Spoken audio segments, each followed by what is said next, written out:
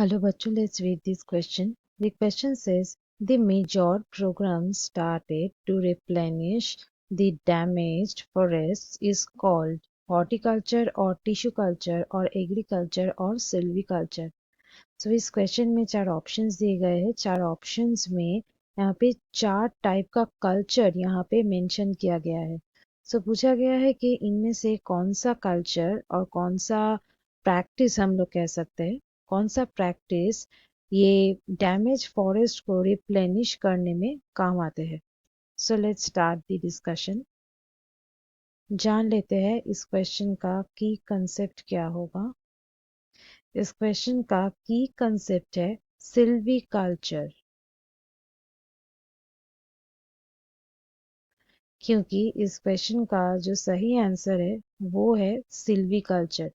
सो ये सिल्वीकल्चर ही ये damage forest को रिप्लेनिश करने में ये कल्चर क्या है, ये प्रैक्टिस के साथ एसोसिएटेड है।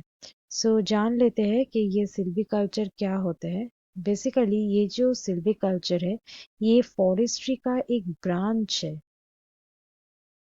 अ ब्रांच ऑफ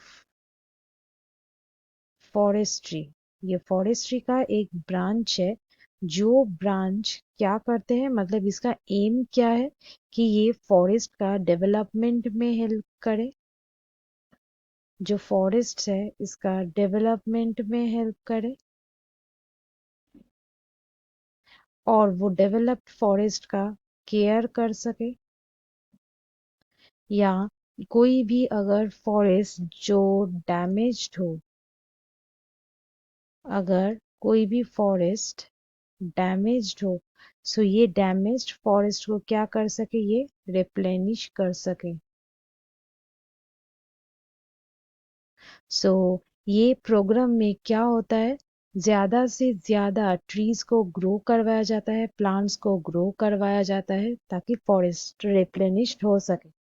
सो ये जो सिल्वीकल्चर है इसका कुछ एडवांटेजेस होते हैं। एडवांटेजेस, इसका कुछ एडवांटेजेस है, जैसे कि ये सिल्वीकल्चर, ये प्रोसेस से क्या होता है कि ये वाटर साइकिल जो है, वाटर साइकिल जो होते हैं, ये वाटर साइकिल बेसिकली क्या होते हैं, ये मेंटेन्ड होते हैं। ये वाटर साइकिल, इसको हम लोग ऐसे लिख सकते हैं, ये वाटर साइकिल मेंटेन्ड हो सके। ये एक एडवांटेज है, क्योंकि जितना ज़्यादा फॉरेस्ट होगा, जितना ज़्यादा प्लांट्स होगा, ट्रीज होगा, ये वाटर उतना ही अच्छे से ये साइक्लिक मैनर में रिसाइकल हो पाएगा। देन इसके साथ साथ वाइल्ड लाइफ कंजर्वेशन होगा। वाइल्ड लाइफ कंजर्वेशन हो सकता है, क्योंकि फॉरेस्ट वाइल्ड लाइफ का घर होता है। और एक एडवांटेज है कि ये फ्लड, ये फ्लड को प्रिवेंट कर पाएगा। ये फ्लड प्रिवेंटेड हो पाएगा। सॉइल इरोशन, ये भी क्या हो जाएगा, ये भी हो जाएगा प्रिवेंटेड। सो जितना ज़्यादा प्लांट्स होगा, जितना ज़्यादा ट्रीज होगा, उतना ही ये सब एडवांटेजेस मिलेगा। और ये जो प्लांट का ग्रो करना, प्लांट को या डैमेज फॉरेस्ट का जो रिप्लेनिश करना, ये सारे ही ये सिल्वी कल्चर के साथ एसोसिएटेड है, इसलिए ऑप्शन डी हुआ सही आंसर। बाकी जो कल्चर्स है इसके बारे में हम लोग ब्रीफ आइडिया कर लेते हैं, जैसे कि हॉर्टिकल्चर।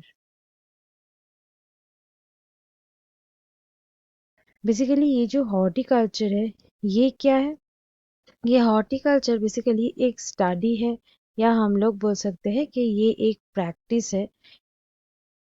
प्रैक्टिस, किसका प्रैक्टिस है, फ्लावर्स, फ्रूट्स, वेजिटेबल्स, ये सबको ग्रो करना। सो प्रैक्टिस ऑफ ग्रोइंग ये फ्लावर्स, ऑर्नामेंटल फ्लावर्स इसमें इंक्लूडेड है। फ्रूट्स, एक्सोटिक फ्रूट्स, वेजिटेबल्स, इसको कहा जाता है हॉर्टिकल्चर। नेक्स्ट आते हैं टिश्यू कल्चर। ये टिश्यू कल्चर प्रोसेस में क्या होता है, ये बेसिकली यहाँ पे टिश्यू का जो सेल्स होता है उसको ग्रो करवाया जाता है। कहाँ पे, एक आर्टिफिशियल मीडियम में, और वो जो आर्टिफिशियल मीडियम है वो एक लिविंग टिश्यू से ही डिराइव हुए हैं। सो हम लोग यहाँ पे लिख सकते हैं growth of tissue in artificial medium. Artificial medium में इसका ग्रोथ करवाया जा रहा है। सो ये भी यहाँ पे गलत है। और एक है दैट इज एग्रीकल्चर। एग्रीकल्चर का मतलब क्या है कि यहाँ पे फार्मिंग हो रहा है। फार्मिंग होगा किसका, क्रॉप्स का, क्रॉप्स और जो लाइव स्टॉक्स है उसका। सो यहाँ पे ये तीनों ऑप्शन ही गलत हो गया। The correct option is D. So students, hope you understood it well. Best of luck.